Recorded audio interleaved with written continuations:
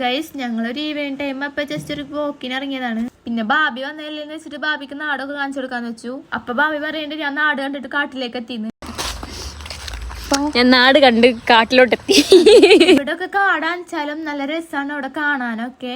കുറെ പ്രകൃതി രമണീയമായ കാഴ്ചകളൊക്കെ ഉണ്ട്. മയിലും കുയിലും ഒക്കെ ഉണ്ട്.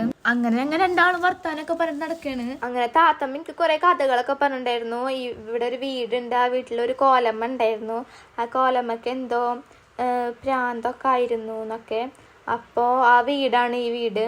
അപ്പൊ ഞങ്ങൾ ജസ്റ്റ് നടക്കാറിങ്ങിയപ്പോ തന്നെ താത്തൻ പറയുന്നുണ്ട് ഈ വീട് ഭാഗത്ത് ഈ കോലമ്മയുടെ വീട് മാത്രമേ ഉള്ളൂ, പിന്നെ ഫുള്ള് കാടാണ്.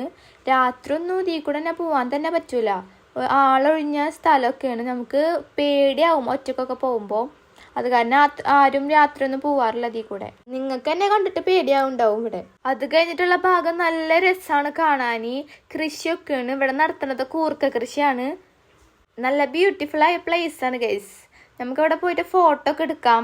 ഒരു പ്രത്യേക ഫീലാണ് അവിടെ പോയാൽ. അങ്ങനെ നടന്നിട്ട് ലാസ്റ്റ് പാടത്തേക്ക് എത്തിയപ്പോ നല്ല മഴക്കാറ്.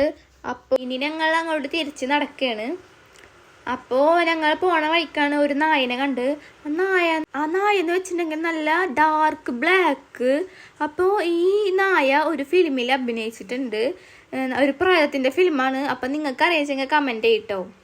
എനിക്ക് ഈ നായനെ കണ്ടപ്പോ തന്നെ ആ ഒരു ഫിലിമാണ് മനസ്സിലേക്ക് വന്നത്. ശരിക്കും ആ നായ തന്നെ തോന്നുന്നു. അത്രക്കും പെർഫെക്റ്റ് ആണ് ആളെ കണ്ടതിന.